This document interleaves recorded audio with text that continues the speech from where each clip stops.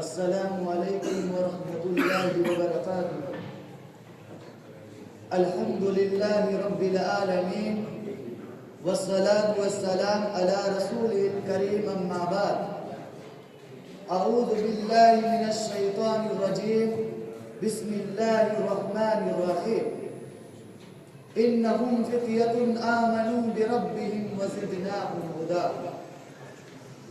صدر انجمن، حکم صاحبان، مشفق اساتذہ کرام اور میرے عزیز ساتھیوں، آج کی اس سالانہ انجمن میں میری تقریر کا عنوان ہے اصلاح معاشرہ میں نوجوانوں کا کردار۔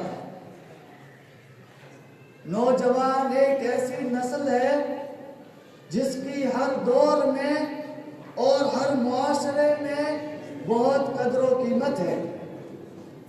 اللہ تعالیٰ نے قرآن مجید میں حضرت یوسف علیہ السلام اور اصحاب کہف کے علاوہ بہت مقامات پر نوجوانوں کے کردار کی تعریف کی ہے۔ اللہ تعالیٰ اصحاب کہف کے متعلق فرماتا ہے اذ اول الفتیۃ الی الکہف فقالوا ربنا آتنا من لدنک رحمۃ وہیئ لنا من امرنا رشدا۔ اسی طرح اللہ تعالیٰ سورہ عصر کے اندر فرماتا ہے والعصر ان الانسان لفی خسر الا الذین آمنوا وعملوا الصالحات وتواصوا بالحق وتواصوا بالصبر۔ اس سورت کے اندر زمانے کی قسم کھا کر اللہ تعالیٰ نے وقت کی اہمیت کا احساس دلایا ہے، پھر انسان کے خسارے میں ہونے کا تذکرہ کیا اور انسان کی اصلاح کے لیے 4 اصولوں کی پابندی لازمی قرار دی۔ نمبر 1 ایمان والے بن جاؤ، نمبر 2 عمل صالح کے پابند بن جاؤ، نمبر 3 حق بات کا حکم دو، نمبر 4 مصیبت میں صبر کی تلقین کرو۔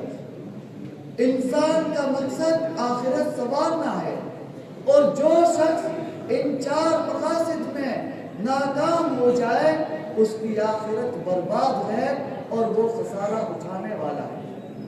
یہی 4 بنیادی اصول ہے جو انسان کی دنیوی زندگی اور معاشرے کی اصلاح و کامیابی کا ضامن ہے۔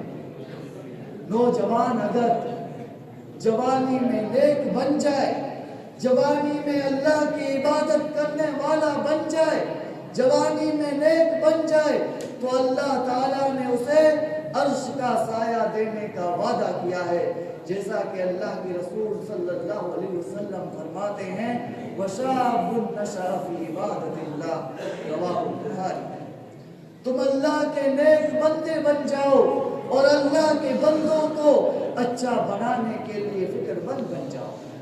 اسی راستے پر چل کر آخرت کی کامیابی ملے گی اور اسی نقش قدم پر چلتے ہوئے معاشرہ بھی صالح بنے گا۔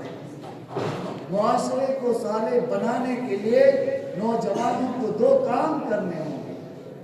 سب سے پہلے نوجوان خود صالح بن جائیں، پھر دوسرے نوجوانوں کے لیے مصلح بن جائیں۔